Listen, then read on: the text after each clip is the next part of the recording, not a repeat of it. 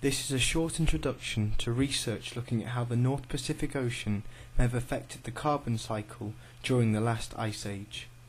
Carbon dioxide is an important greenhouse gas, meaning the amount in the atmosphere can affect the temperature of Earth. From measuring the level of carbon dioxide from small bubbles in ice drilled from deep within Antarctica, we know the amount of carbon dioxide in the atmosphere hasn't always been the same. During ice ages, when temperature was lower, shown in blue, carbon dioxide was also lower, shown in green. In warm periods, such as the modern day, carbon dioxide is higher. The current release of carbon dioxide from burning fossil fuels and deforestation is increasing the amount of carbon dioxide in the atmosphere, causing global temperatures to rise. In order to predict how temperatures might change in the future, we need to better understand how the carbon cycle has changed in the past, such as between ice ages and warm periods. This project looked at how the North Pacific may have altered the carbon cycle in the last ice age by storing more carbon in the deep ocean and releasing less carbon dioxide from the surface ocean. As water circulates around the deep ocean, dead organic matter from the surface ocean sinks to the bottom, increasing the amount of carbon stored there. The longer the water remains isolated from the surface, the lower the amount of oxygen in the water. If more carbon was stored in the deep North Pacific during the last ice age, there must have been lower oxygen levels in the water.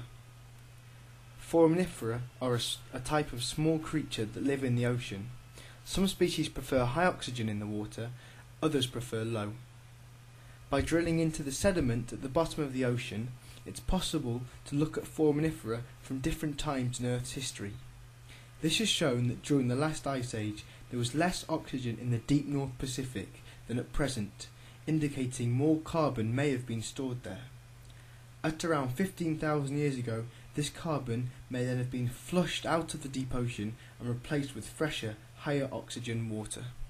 In the modern North Pacific, carbon input to the surface ocean from biological activity is balanced by upwelling carbon and other nutrients from the deep ocean.